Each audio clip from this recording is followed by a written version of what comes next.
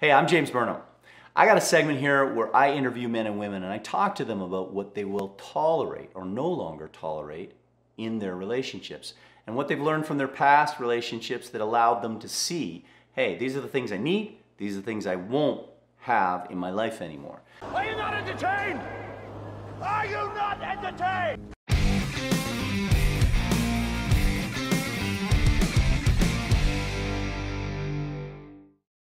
This woman here, she asked me some really cool questions around masculinity and what is toxic and what is healthy. But with that in mind, this is her experience when she first met a very important person in her life and she had a deep relationship with this guy.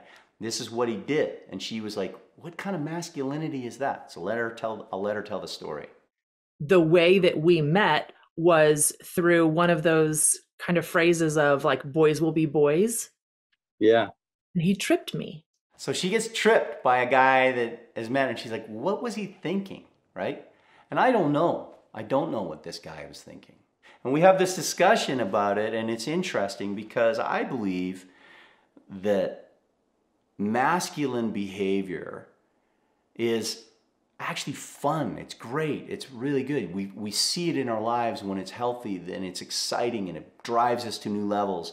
But when it's in a toxic fight or flight environment, when you're in fear, your masculine behavior can be dangerous. It can be violent. It can be mean. It can be aggressive, right? And if you think about a boy, when they met, they were young, that trips a girl when he meets her, when I think about that, I think about a scared guy. A guy that's too scared to approach a girl in a healthy way. He's overwhelmed. Look at her, she's beautiful, I'd love to approach her. I don't know what to do. And so in his space of fear, his toxic masculinity comes out and he trips this girl, right? That's my interpretation. It is an example of a guy not being fully confident and at ease with what he has to offer.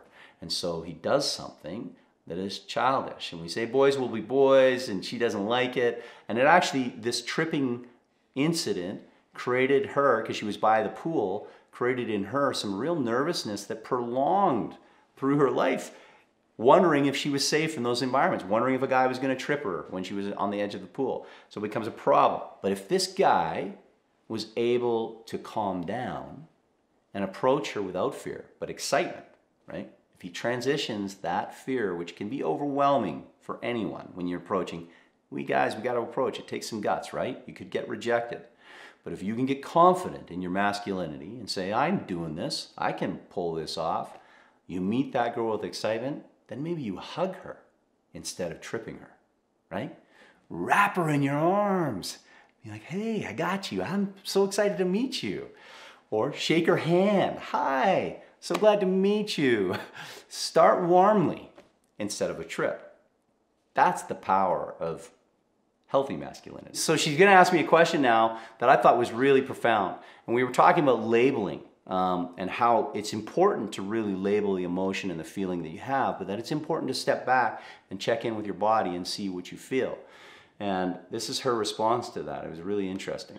Having that label, having that vocabulary, having those words to be able to identify has helped me so much, because then I'm like, okay, if that's what this is, now I can learn what the opposite is. If this is toxic masculine, okay, what's the other side? If this person's in fear-based masculine, how do I find somebody that's in, I don't know, what's the opposite of fear-based masculine? What a question, hey? And it's important to know, what is the opposite of the fear-based or the toxic masculine? Because if the experience that you had in your life has been that, if that has been the man that you've experienced in your life, you want to open yourself up to a new opportunity. And unless you know what that is, and you can picture it, how do you invite that in? And so she's asking this really profound question, which I thought, wow, that's a really great question. What is the divine feminine for me? How does that represent it? How have you seen that? Fortunately, like this woman here, I was able to experience, and I have been able to experience, women that have shown me what I believe is a divine feminine that I had never experienced before, that I thought was really profound and powerful and taught me new things that I could hope for and expect. And that's what she's looking for here, right? Help me define this. And I'll tell you what I believe it is. Because fear resides in the brain, and it's in the amygdala, which is sitting above the brainstem. It is a survival attribute that keeps us moving and ticking and going. It's absolutely essential for us to be able to feel fear and respond. However, it is our first and most sensitive reaction to any change that we see, because the default is to be cautious and careful so that we stay alive.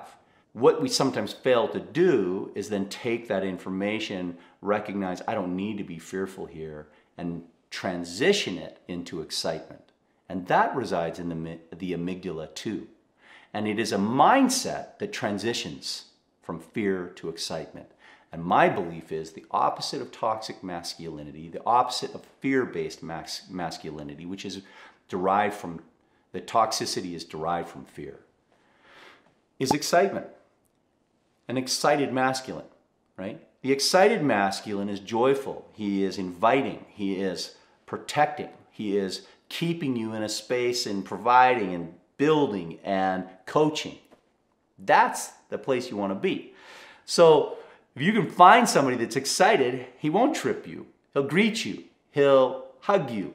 He will play with you. He'll have fun, right? He's not going to turn into a place of defensiveness, fear, reaction. It's warm, open, safe. So in this next segment, we were talking after we had defined, hey, there's toxic masculinity. Excitement is the opposite of toxic masculinity. And where have you seen that in your life? And then she was able to identify with a guy that she's in a relationship right now, that example, the absolute contrast of the space where one man she met, fell in love with, tripped her, and then this other man that she's met, that she's in a relationship with, and really, she feels great about this guy. This is her experience with him at the pool. So let's hear what she has to say in the contrast of this toxic versus excitement masculinity. We were at a resort kind of thing, and everybody was in the hot tub and then going into the cold water. It was like ice water, and then back into the hot tub and doing back and forth. And I wouldn't do it. I said, no, I'm just going to watch you guys from the hot tub.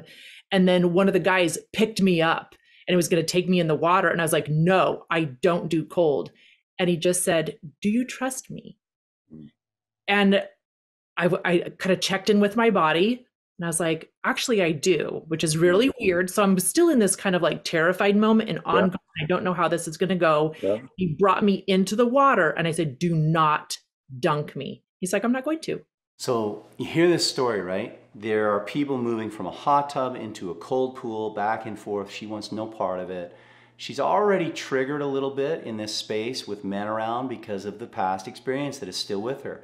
And it may seem simple to you. Oh, she got tripped by the pool. You can easily diminish stuff like that, but these are the types of events and things in our lives that change a whole situation and can create turmoil for us when we're facing an event like this. And so she's sitting there not participating, watching, and a man approaches her, this guy that she knows, and he says, I'm taking you in. And she's like, no way. I'm not doing that. I don't do cold water. And he says, do you trust me? This is the part that I really want you to pay attention in. She checks in with herself. She feels within herself how she feels when he says those words to her. And she recognizes that in spite of the discomfort she feels with the whole situation, she trusts him. And I would submit to you, like he takes her into the water and she says, do not dunk me. She's nervous still. And he's holding her and he's offering her safety. He clearly likes her. He's got her in the water with him and he's letting her know, I got you. I can take you into a place that you have not been willing to go, that you don't like, and I can protect you and allow you to experience it in a new way. That is the opposite of toxic masculinity. That is the excitement. That's a man who knows how to deliver and protect and keep you experiencing things in a way that maybe change your perspective. And he did it by providing safety for her as well as a new exciting adventure. That's a powerful match, right? And she experiences this, and now she has in her mind a template of what she will no longer tolerate in toxic masculinity, as well as what she will tolerate with the healthy. I love how we can take stuff that has really troubled us in our lives, and when we examine it with curiosity and openness, looking for the other side, right? I didn't like this, so what's the opposite of this? If you don't know, if all you've experienced is the bad, become curious and ask like she did, what is the opposite of this bad? And then as you define it, you can be like her and recognize, I have this in my life. I've witnessed this. And that will change the ability that you have to stop the type of people in your life that you don't want to enter, right? You'll be able to create that barrier. You'll see them coming at you a mile away. You're gonna see the guy that's the toxic masculine because you'll have the foil of the healthy to place against that. If you like this segment, make some comments below on what you think you might have learned from this, the words of wisdom from this woman that I interviewed. And stick around because I'm doing another segment where I'll react to a video of a couple who healed themselves with the love for each other. I'm curious what they're gonna say and do. Maybe some more learning here.